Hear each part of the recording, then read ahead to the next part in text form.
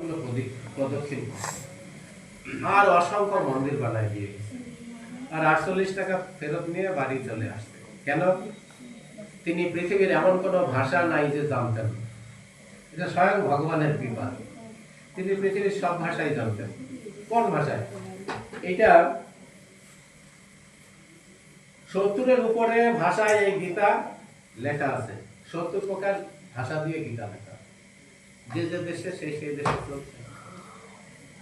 তাইলে তিনি এত পারদর্শী ছিলেন, তিনি রাত জেগে শুধু 2 ঘন্টা ঘুমাতেন। রূপ গোস্বামীর মতো, রূপ গোস্বামী 2 ঘন্টা ঘুমাতেন। তিনিও রূপ গোস্বামীর পথ অবলম্বন করে 2 ঘন্টা ঘুমাইতেন আর রাত জেগে খালি গ্রন্থ লিখতেন। রাত জেগে গ্রন্থ লিখতেন।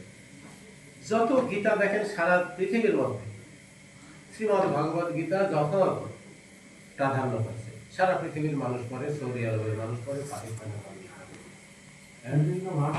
বিভিন্ন ভাষায় বিভিন্ন দেশের মানুষ পড়ে। কেন?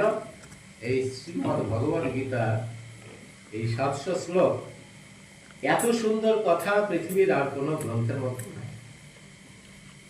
যখন পড়বেন তখন বুঝতে পারবেন এত সুন্দর কথা পৃথিবীর কোন গ্রন্থের মধ্যে নাই শ্রীমদ্ ভগবত গীতা।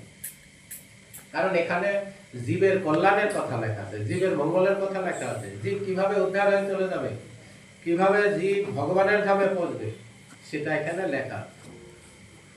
এখানে লেখা নাই চুরি করো, এখানে লেখা নাই ডাকাতি করো। এইগুলো যে অপরাধ, মানুষের প্রতি কর্কশ ভাষা প্রয়োগ করা, মানুষের প্রতি হিংসা করা, এগুলো যে অপরাধ, এগুলো সুন্দরভাবে ভগবান ব্যাখ্যা করছে। কোথায় ব্যাখ্যা করছে? 3য় অধ্যায় কর্মযোগে 36 নম্বর শ্লোকে ভগবানকে অর্জুন জিজ্ঞেস করলেন, হে প্রভু, আমি তো কখনো উত্তেজিত হতে চাই না। দেখেন অর্জুন আমাদের জন্য কত উপকার করছে।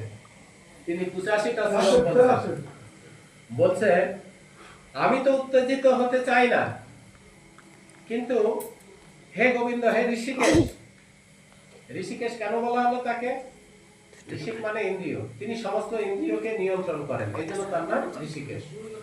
তো বলছে আমি তো উত্তেজিত হতে চাই না, কিন্তু ভিতর থেকে কে যেন বলপূর্বক আমাকে উত্তেজনা, আমি রাগ হয়ে যাই।